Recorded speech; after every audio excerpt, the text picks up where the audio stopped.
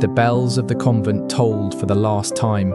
High in the hills of Thessaly, where olive trees shivered in the autumn wind, a small band of nuns gathered inside their fading chapel.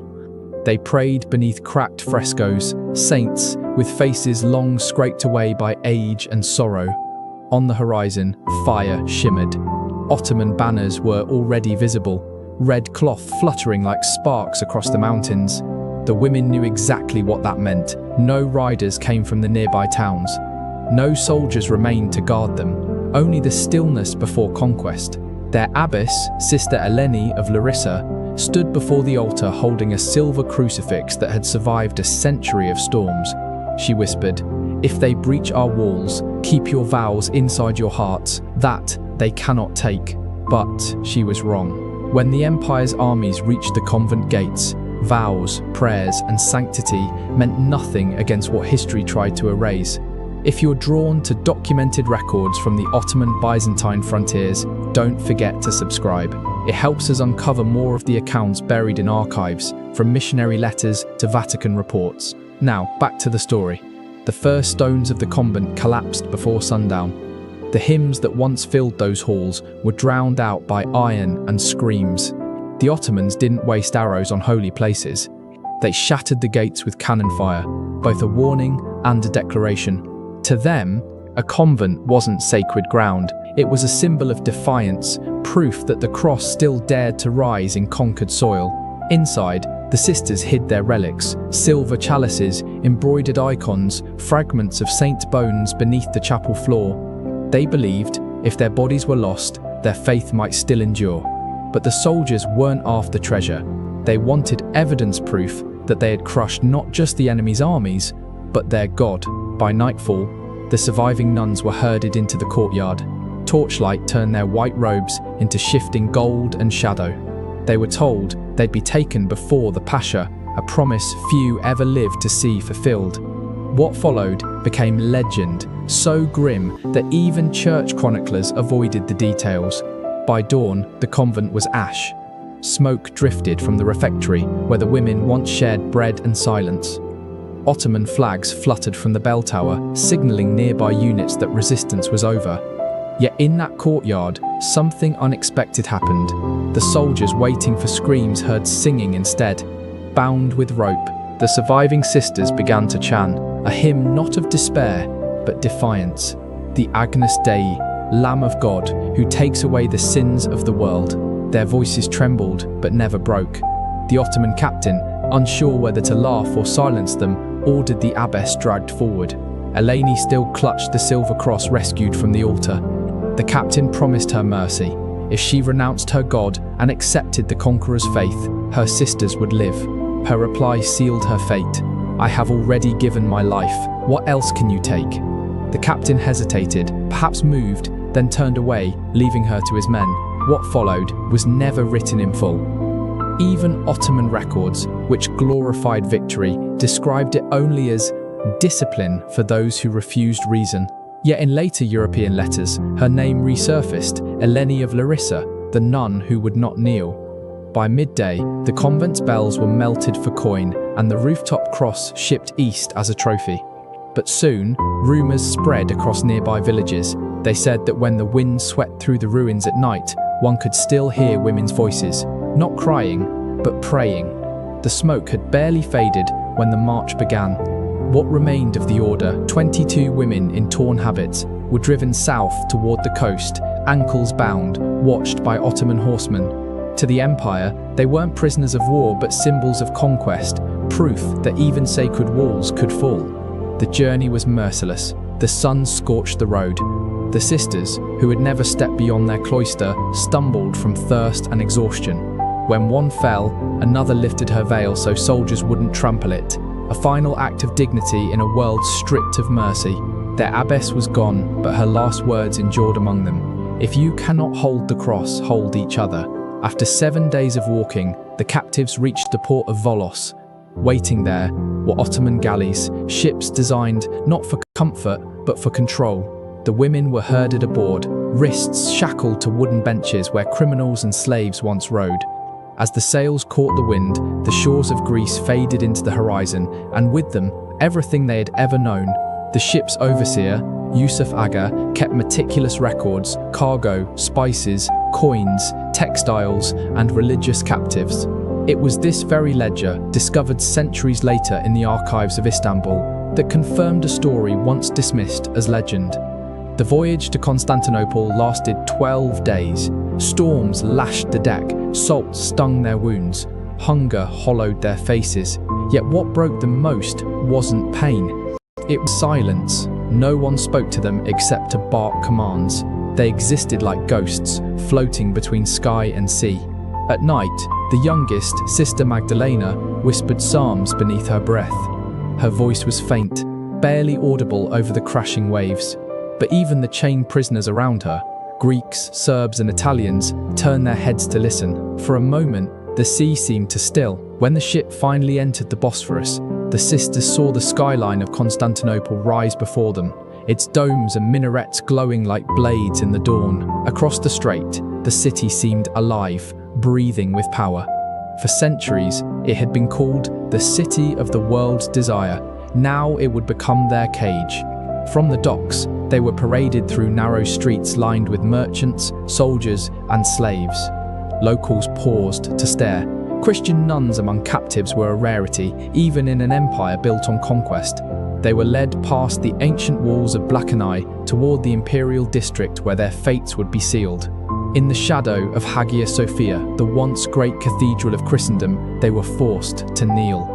As the muezzin's calls echoed from the minarets, one of the sisters whispered, "We are home, but it is no longer ours." Before dawn, they were taken into a marble courtyard surrounded by towering columns. This was not a dungeon.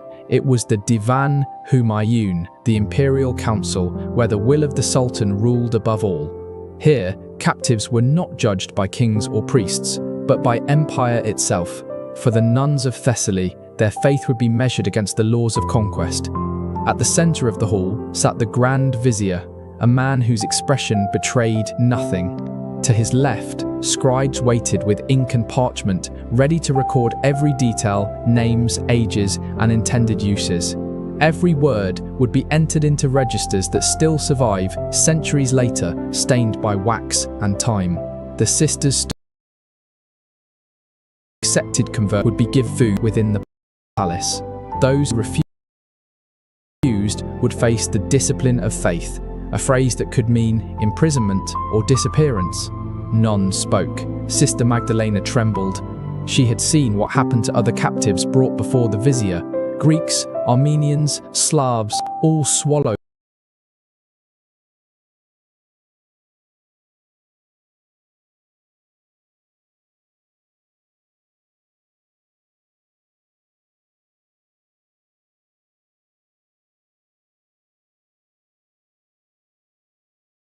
by the empire's silence.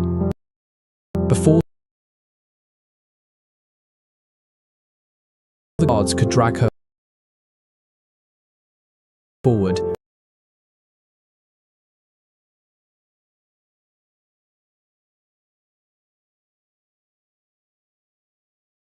one of the elders,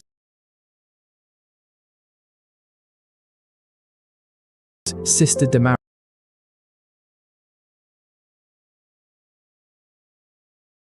stepped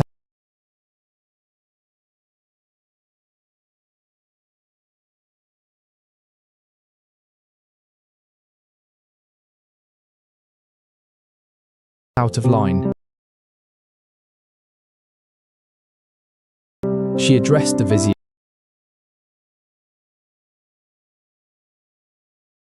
as a captive, but as someone who had lived long enough to watch empires rise and decay.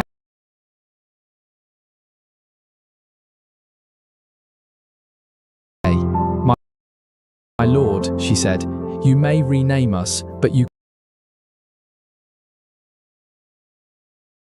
cannot rewrite the prayers we carry.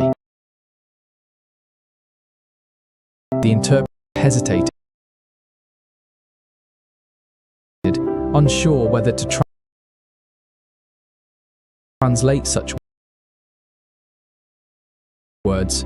When he did, the vizier's face remained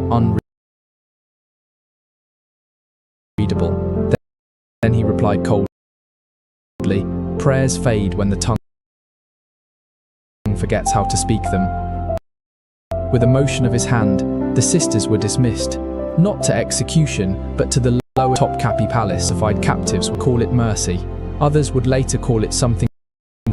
Some were given a different kind of prison. One disguised as service. Beneath the palace gardens lay a labyrinth of stone halls, sealed from the sun. Each chamber thin slit light, barely enough to tell night from day. Of their habit garments, they would now cleaning floors, sewing garments.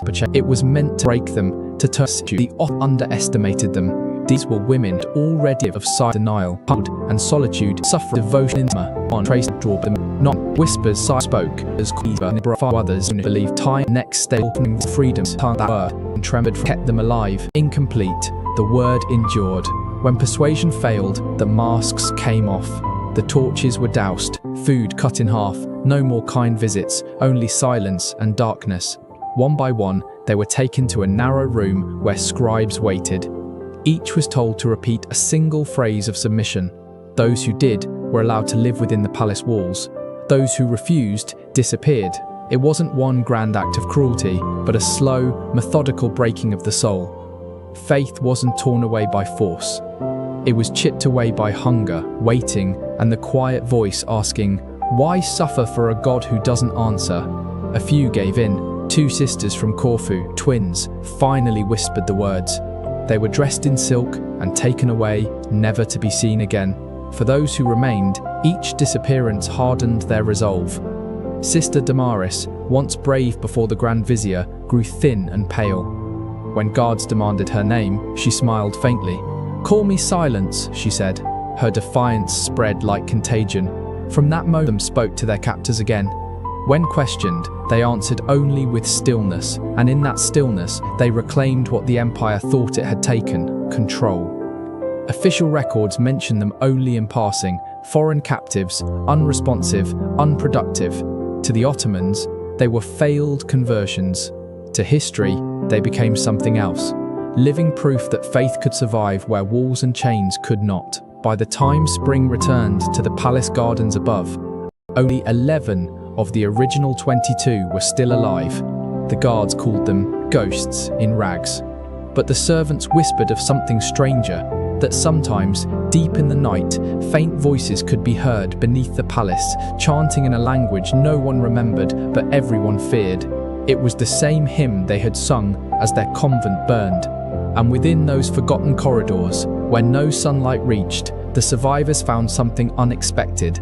An old, sealed archway buried in dust and stone. At first, it was a hiding place, but slowly it became something sacred. They used broken pottery for candle holders, a scrap of linen for an altar cloth. From a shard of a shattered mirror, they fashioned a crude cross. In this secret chapel, they gathered each night after the palace slept. No hymns, no sermons, only whispers. Each woman knelt and shared a memory, a home, a church bell, the warmth of bread before dawn. These memories became their new psalms, small offerings to a God who still listened in the dark. A Venetian prisoner once wrote of strange voices echoing beneath the harem, women singing in Latin to a God, not of this empire. For centuries, historians dismissed it as superstition, until, beneath the Topkap ruins, archaeologists uncovered a small chamber lined with Christian carvings, silent proof that their prayers had never truly stopped. Crosses scratched into the stone. A Latin phrase, half erased by time, lux in tenebris lucet. The light shines in the dark. That small discovery changed everything. It proved these women had not simply vanished. They had left a mark, violent revolt etched into the walls. Inside the hidden chapel, Sister Magdalena, once frail, now the center of their faith, began marking the walls with charcoal. Names could not be written openly, so she devised symbols in it, a bird for each sister still alive, a small flag for those who had been lost. Whenever a new bird failed to appear, it meant another had disappeared. The guards never uncovered the chapel, yet they began to notice subtle shifts in their captives. Despite the hunger, the cold, and the confinement, the women moved with a quiet, almost unnatural calm.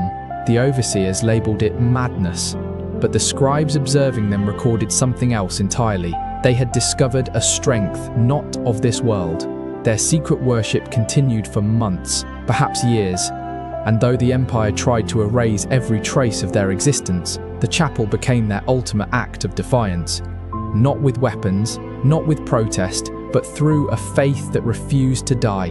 By the time a new sultan rose to power, only a handful of the sisters remained, worn, aged, almost forgotten. Yet beneath the palace, their secret chapel endured, silent, hidden, eternal. Centuries later, when modern excavators explored Constantinople, no one expected that beneath layers of marble and empire, the fingerprints of these women would still be there. Women who had prayed in darkness, leaving behind the only thing the conquerors could never claim, their faith carved in stone. By 1482, the palace had changed hands again.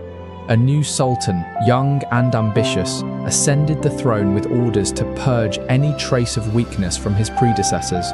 Every servant, concubine, and labourer was meticulously recorded, except one group. In the Topkapı archives, under columns of names, there was a blank space, a gap where 21 entries should have been. The ledger read, removed, unfit for service, disposed. No dates, no burial records, nothing. This was how history erased them, not with fire, but with withheld ink. And yet, the silence itself became proof. Only something shameful is hidden so carefully. Centuries later, an Ottoman courtier's diary surfaced in the archives of Bursa, cryptically mentioning foreign women who had refused to submit and disappeared beneath the palace foundations. Another letter, intercepted by Venetian spies in 1484, spoke of nuns who would not bow to the Sultan's will. Together, these fragments revealed a truth the empire had tried to bury, the deliberate erasure of women who had become spiritual symbols of resistance. The last record of Sister Magdalena comes from decades later, written by an Italian pilgrim. He recounted a story whispered by a palace servant, a woman who sang to her God until the guards sealed the room. Her name was unknown, but the faint hymn he described survived the stone itself. In that echo, her story endured. Over time, tales of the vanished sisters became whispered rumors among slaves and servants. On certain full moon nights, the lower halls of the palace would grow cold, and the air smelled faintly of incense, though no fire burned. Memory, superstition, or both refused to die. Centuries later, European visitors drawn to the exotic mysteries of the Ottoman court heard fragments of the same legend. A French diplomat, writing in 1712, noted that among the older palace attendants persisted a forbidden story of Christian women who had sung themselves into heaven. He dismissed it as myth, yet the walls had already told the truth. The chapel lies in ruins now, but the carvings remain. Faded prayers etched into the walls, a whisper of women who refuse to be forgotten. In their silence, they still speak. And if you've heard their story tonight, let it stay with you. Leave a comment, tell us what you felt when you saw what they endured. And if you want more untold stories buried in the shadows of history, subscribe and step deeper into the darkness with us. Because some truths deserve to be remembered, no matter how much they hurt.